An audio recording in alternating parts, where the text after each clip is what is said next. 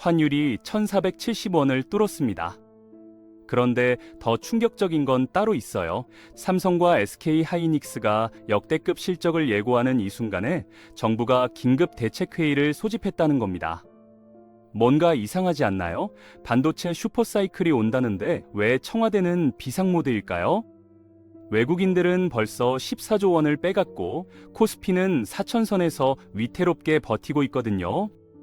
지금 이 순간에도 당신의 계좌 숫자가 줄어들고 있을 수 있습니다. 무슨 일이 벌어지고 있는지 지금부터 하나씩 파헤쳐 보겠습니다.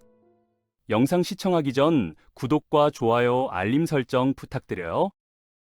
일단 숫자부터 직시해야 합니다. 오늘 환율은 1,473원인데요. 2022년 9월에 1,400원 돌파했을 때 어떤 일이 벌어졌는지 기억하시나요? 코스피가 30일도 안 돼서 12% 추락했거든요. 그런데 지금은 그때보다 무려 73원이나 더 높은 상황입니다. 외환위기 이후로 월별 기준 최악의 수치예요. 더 놀라운 건 11월 초만 해도 코스피가 4,221 역대 최고점을 찍었다는 겁니다. 그게 불과 몇 주 전인데 지금은 4,000선 붕괴 직전이거든요. AI 버블 논란만 나와도 3,900선까지 곤두박질 치는 게 반복되고 있습니다. 외국인 자금 이탈이 심상치 않아요. 11월 한 달간 순매도 금액이 14조 4,560억 원입니다. 역사상 가장 큰 규모죠. 이게 무슨 의미인지 비유로 설명해 볼게요. 한국 경제를 100층짜리 빌딩이라고 상상해 보세요. 꼭대기 층에는 삼성전자와 SK 하이닉스라는 거대한 간판이 빛나고 있습니다. 멀리서 보면 엄청 화려하고 튼튼해 보이죠? 그런데 문제는 지하에서 물이 새고 있다는 겁니다. 외국인 자금이라는 기둥이 하나씩 빠져나가고 있거든요. 겉으로는 멀쩡해 보이는데 속은 텅텅 비어가는 거예요. 여기서 많은 분들이 착각하는 게 있어요. 환율 오르면 수출 기업한테 좋은 거 아니냐는 거죠. 맞습니다. 삼성전자와 SK 하이닉스는 2026년에 합쳐서 150조 원 넘는 영업이익을 낼 거라고 전망되거든요. 환율이 10원만 올라가도 원화로 환산한 이익이 수천억 원씩 불어나는 구조예요. 그래서 환율 상승이 좋은 거 아니냐고요? 천만의 말씀입니다. 진짜 재앙은 지금부터 시작이거든요. 현재 코스피 시가총액이 약 2,800조 원 정도 됩니다. 이 중에서 외국인이 보유한 비중은 27% 수준인데 금액으로 따지면 900조 원이 넘어요. 비중은 30%가 안 되지만 실제 거래에서 주도권은 여전히 외국인이 쥐고 있습니다. 그런데 이 외국인 투자자들한테 환율 상승은 뭘 의미할까요? 구체적인 사례를 보여드릴게요. 미국에 있는 투자자가 환율 1,300원일 때 삼성전자 주식을 1억 원어치 샀습니다. 달러로 환산하면 약 7만 7천 달러죠. 1년 뒤에 주가가 20% 올라서 1억 2천만 원이 됐어요. 와, 대박이네. 20% 수익이잖아? 아닙니다. 환율이 1,500원으로 올라 있다면 1억 2천만 원은 달러로 환산하면 8만 달러밖에 안 돼요. 수익률이 고작 4%라는 겁니다. 주가가 20%나 올랐는데 환율 때문에 수익률이 4%로 쪼그라든 거죠. 더 끔찍한 건 환율이 계속 오르면 주가가 아무리 올라도 달러 기준으로는 손실이 날 수도 있다는 겁니다. 바로 이 지점에서 외국인들의 대탈출이 시작되는 거예요. 조용히 한두 명씩 빠지는 게 아니라 오르르 몰려서 나가기 시작합니다. 그럼 구체적으로 어떤 충격파가 한국 시장을 강타할까요? 가장 먼저 터질 게 외국인 패닉셀링의 도미노입니다. 영화관을 떠올려 보세요. 200석짜리 상영관에 관객이 절반 정도 차 있는데 외국인 관객이 그중 50명 정도 되는 거죠. 영화 잘 보고 있는데 갑자기 누군가가 불이야하고 소리를 지릅니다. 뭐가 제일 무서울까요? 불 자체보다 출구로 동시에 몰리는 사람들이 더 위험하거든요. 질서 있게 나가면 다들 무사히 빠져나갈 수 있는데 한 명이 뛰기 시작하면 전부 달려요. 밀치고 넘어지고 깔리는 겁니다. 이게 바로 패닉셀링이에요. 지금 외국인 보유 비중은 27%인데요. 2024년만 해도 30.8%였습니다. 벌써 3.8%가 빠진 거예요. 지금은 조용히 질서 있게 빠지고 있는 단계죠.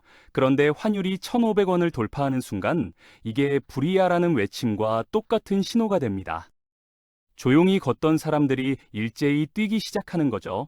11월에만 14조 원이 빠졌는데 1,500원 돌파하면 한 달에 20조 원에서 30조 원 규모로 쏟아져 나갈 수 있어요. 그럼 주가는 어떻게 될까요? 자유낙하입니다.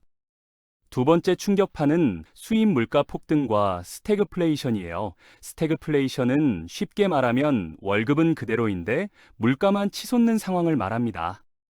한 가정에서 월급이 300만 원인데 식비로 80만 원, 기름값으로 20만 원, 전기요금으로 10만 원을 쓴다고 쳐보세요.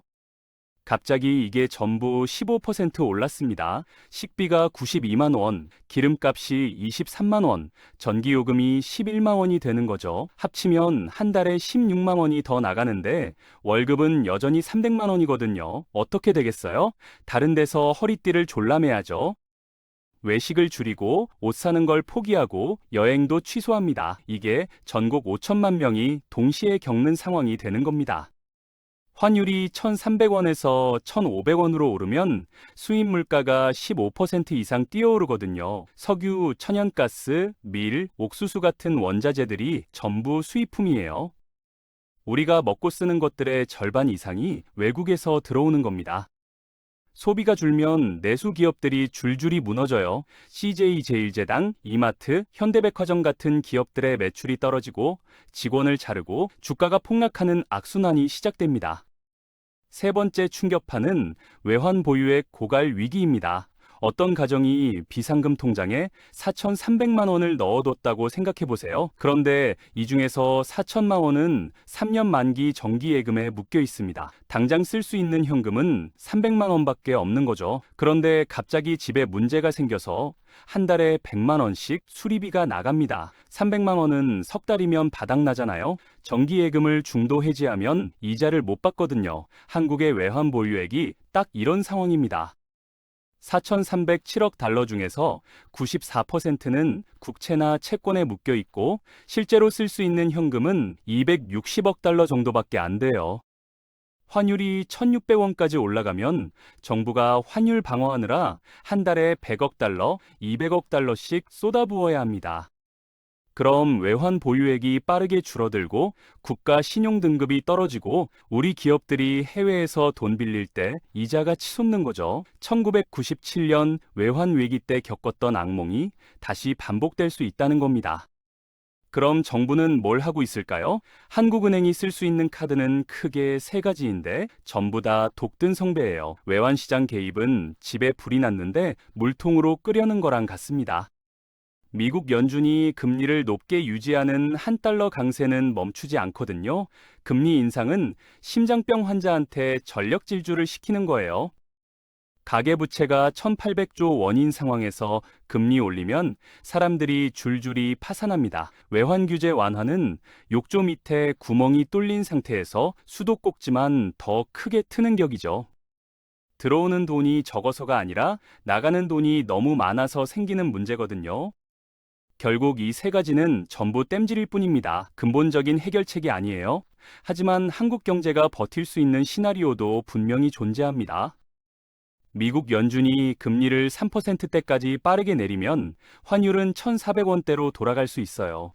하지만 지금 미국 경제가 너무 튼튼해서 금리를 급격히 내릴 이유가 없거든요. 가능성은 30% 정도로 봅니다. 만약 이게 실패하면 환율은 1,700원까지 치솟을 수 있고 코스피는 3,000선 붕괴까지 갈 수 있어요. AI 수요가 지속되면 삼성전자와 SK하이닉스의 영업이익이 200조 원을 넘어설 수도 있습니다. 아파트 단지를 떠받치는 거대한 기둥처럼 코스피를 지탱할 수 있죠. 가능성은 55% 정도 됩니다. 실패하면 이 두 기업의 주가가 20%에서 30% 폭락하고 코스피는 4,000선에서 3,000선까지 일직선으로 추락하는 거예요. 정부가 100조 원 규모의 재정을 투입하면 내수가 살아날 수 있습니다. 하지만 100조 원 추가 투입은 국채 발행 폭증을 의미하고 한국의 국가 신용 등급에 악영향을 줄 수 있어서 국회 통과도 어렵거든요. 가능성은 25% 정도밖에 안 됩니다. 이 세 가지가 동시에 일어날 확률을 계산해 볼까요? 30% 곱하기 55% 곱하기 25%는 4.125%입니다. 거의 기적 수준이에요. 그래서 우리는 최악의 시나리오에 대비해야 합니다. 지금부터 생존 매뉴얼을 알려드릴게요. 자동차 계기판처럼 경제도 몇 가지 계기판을 매주 확인해야 합니다. 환율 1,480원이 첫 번째 경보선입니다. 댐의 위험 수위선과 같아요. 포털에 달러 환율을 검색해 보세요. 1,480원을 3일 연속 넘어가면 빨간불이 켜진 겁니다. 그럼 어떻게 해야 할까요? 유통주, 항공주, 정유주는 절반 이상 정리하고 전체 자산의 30%를 현금이나 머니마켓 펀드로 확보하세요. 삼성전자와 SK하이닉스는 오히려 환율이 오르면 이익이 늘어나니까 일단 보유하는 게 맞습니다. 하지만 비중을 너무 높이는 건 위험해요. 외국인 순매도 월 20조 원이 두 번째 경보선입니다. 증권사 앱에서 외국인 매매 동향을 검색해 보세요. 20조 원을 넘어가면 패닉 상태인 거예요. 코스피 비중을 대폭 축소하고 미국 S&P 500 ETF나 금으로 갈아타야 합니다. SPY나 VO를 검색하면 나와요. 환율이 오르면 달러 자산의 가치가 올라가니까 환차익도 볼 수 있거든요. 금은 위기 때마다 오릅니다. 금 ETF나 금 통장을 활용하세요. 외환 보유액 월 50억 달러 감소가 세 번째 경보선입니다. 네이버에 외환 보유액을 검색해 보세요. 한 달에 50억 달러 이상 줄어들면 위기 모드로 진입한 겁니다. 안전자산을 50% 이상 확보해야 해요. 안전자산이 뭐냐고요? 예금, 머니마켓 펀드, 국채, 금입니다. 주식은 최소한으로 줄이세요. 특히 한국 주식은 20%에서 30%만 남기고 전부 정리하는 게 안전합니다. 부동산 투자나 큰 대출도 미루세요.